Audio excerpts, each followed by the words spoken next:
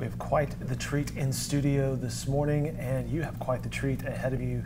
Friday night in Oklahoma City is internationally acclaimed artist John Bramblitt will be displaying, teaching, and dropping all the goodness that is in his world of art tonight at the IAO Gallery. We welcome in John Bramblitt. Great to see you, sir. Thank you so much. I am so honored to be here. Well, it is quite our honor. And right next to you, Brenda Bennett from NewView Oklahoma. Hi. Hey, Brenda. Hi, how are you? Doing well. Always good to see you again. You too. Let's set it up right there. NewView Oklahoma is bringing in John. And this is a fundraiser for NewView. Brenda, catch us up to date on NewView. Well, NewView is the only private in-state provider for people with significant vision loss that cannot be corrected with surgery, contacts, glasses. So we're also the largest employer of people who are blind in the state of Oklahoma. So we also have a program, and this is why we're so excited about John being here, for what we call Creative Visions.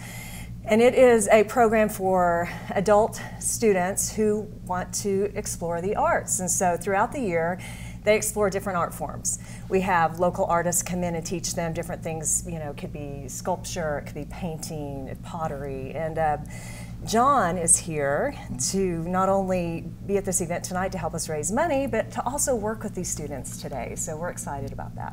It's a great opportunity tonight, again, at IAO Gallery at Film Row in Oklahoma City, 6 o'clock for meet and greet with Mr. Bramblitt himself, and then 7 o'clock for everybody else. It's this ticketed event. You can find more information by going to newviewoklahoma.org. This gentleman's website is bramblitt.com, and it is a really good website full of information. You have an in-depth Q&A, and I'm guessing that you have conducted no shortage of interviews, sir, throughout your career, whether it's CBS, Huffington Post, Variety. I mean, a whole bunch of national and international media have spoken with you. You know, I've done a few, and it always surprises me. I started painting to connect with people, and it actually works. I've actually been able to connect with people all over, and it's just been a huge blessing for me. And when I went to that website, there's a lot of your videos, including a TED Talk that you did. Since then, you've gotten a haircut. Yes, yes. I just, about two days ago, actually. My hair feels so much lighter. We were looking at footage there. You were in Tulsa yesterday at the Philbrook Museum, another event with NewView, I believe. And that's when I noticed, like, wow, John got a haircut. Oh my goodness. Well, I'm about to start two 4-story murals on Monday. And I thought, oh my goodness, I better get that haircut. Or I don't know, but I can see myself hanging off the side of the building with your hair stuck. Just stuck by the hair. Where will the murals be? Oh, they'll be in the Bishop's Art District in Dallas. And right now, I'm the world's only blind muralist.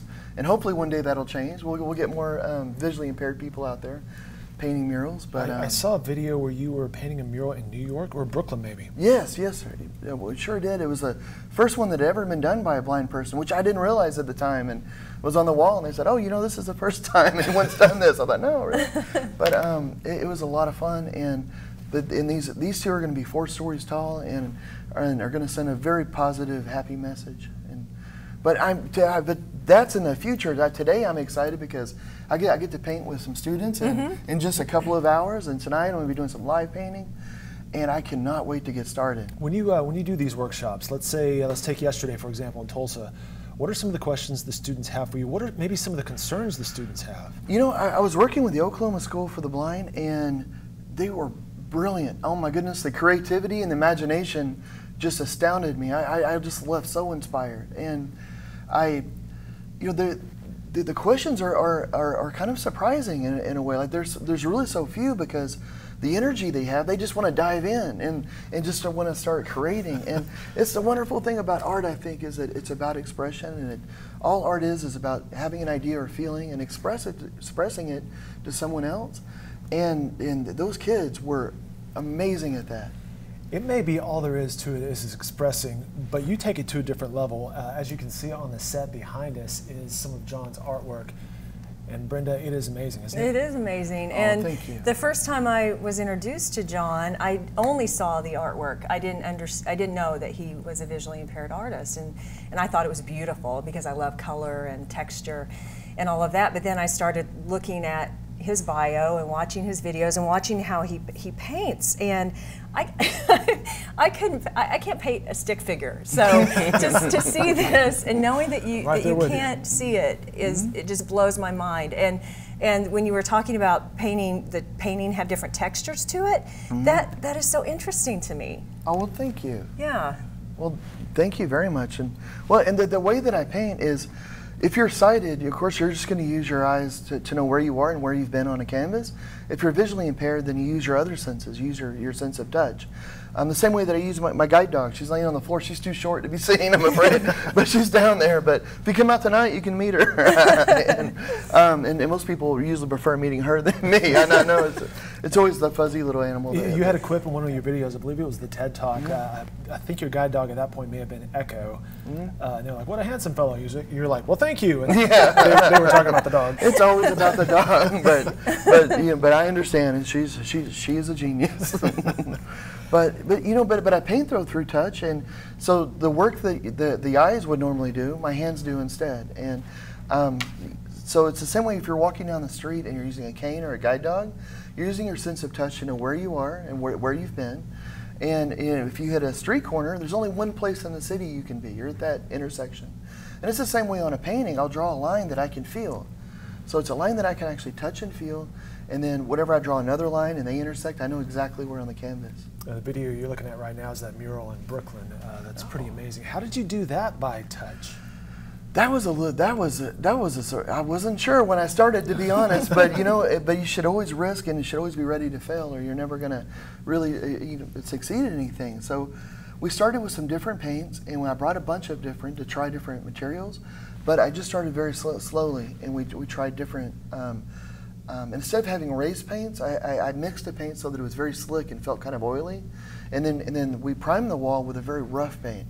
So whenever I would draw with the slick paint, it felt extremely different, and that worked. Thank goodness, because it was thank goodness. A question at the beginning. I can Fingers crossed. Understand what you're talking about there, but still, it seems really complicated. One last thing on that mural, you painted in there that we just saw: 4 of 5 people who are blind don't have to be.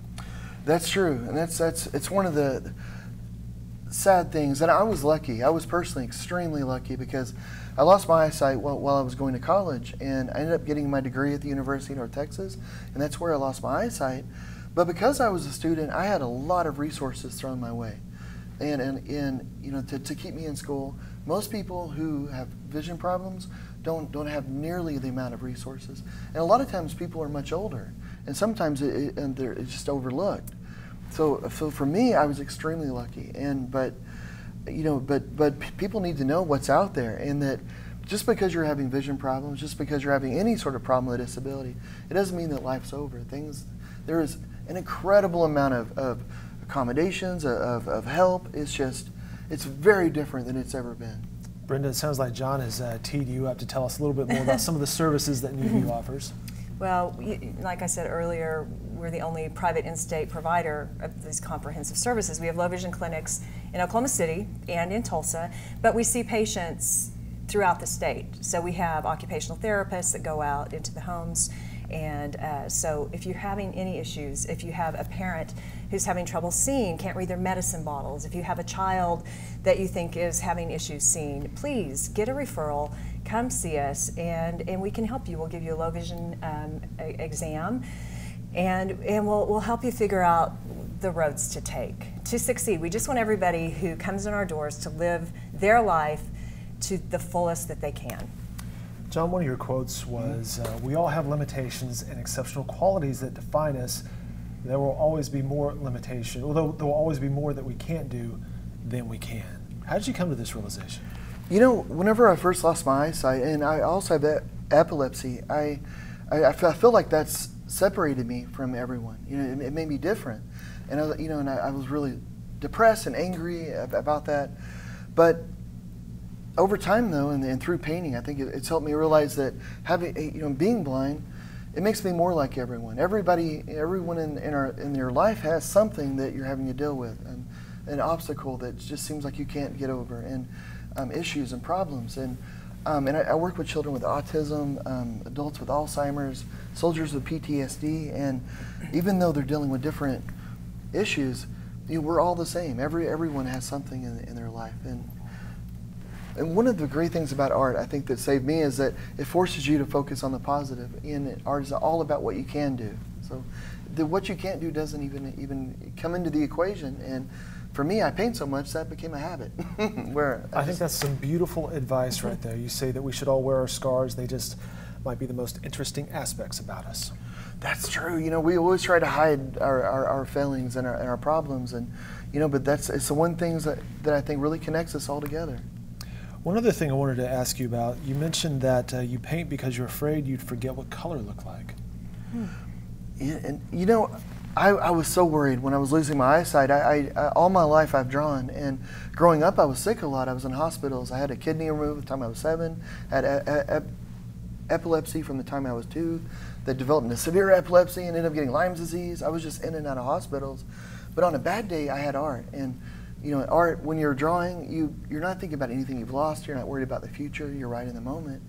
And I always had that. And then whenever the eyesight went, I thought I had lost that. But you know, it's hard for me to put in words sometimes, I think, you know, which is why I paint. But oh my goodness, you know, it's just it's one of the things about art though that I think that just takes you out of that. You also said that when you hear music, you see the color. Oh, I do, and you know, color for me is emotion, it's feeling, it's music. So whenever I hear music, it's just I'm surrounded by color. It just inundates me, and in my studio I have speakers all over the walls, all over. It's just an incredible sound, so that it's just the walls are dripping with color. Interesting stuff, ladies and gentlemen. I don't think you were able to see this. I'll hold this up. This piece of artwork right here by John Bramblitt. Again, you can go to his website, bramblitt.com, for more information. There's also merchandise you can purchase off of that, and it's interesting from, I don't know, cups to iPhone covers. There's a lot of different pieces of merchandise you can find there in addition to the prints at bramblitt.com. Also, there's an in-depth, as I mentioned earlier, Q&A and various videos, so you can learn even more about this artist.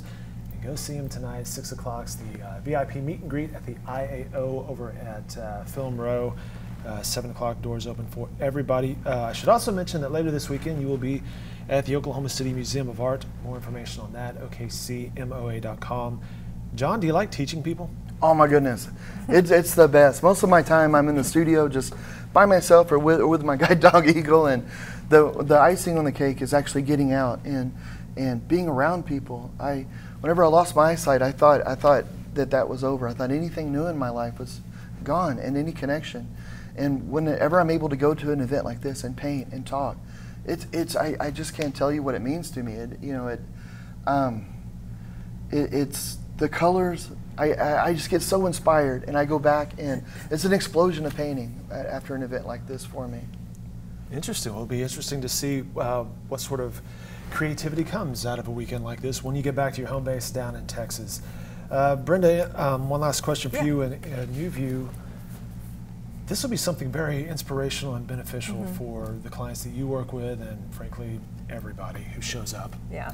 And we have the Creative Vision students that John's meeting with later today. They're going to be there tonight, and they'll each have a button on that says, "I'm a Creative Visions artist, ask me about my art," because they want to talk about it. They're excited about it. And so to come out tonight, to meet these artists, to meet John, to learn a little bit more about what NewView does is really what we want. So. Again, more information, bramblitt.com on this artist here, Mr. John Bramblitt, NewViewOklahoma.org for more information about the various services that NewView provides. Brenda, always good to see you. Thank you, you too. Have fun tonight. John, great to meet you. Thank you, it was great to meet you. Congratulations on your career and best of luck moving forward to you and to Eagle. Oh, well, thank you so much.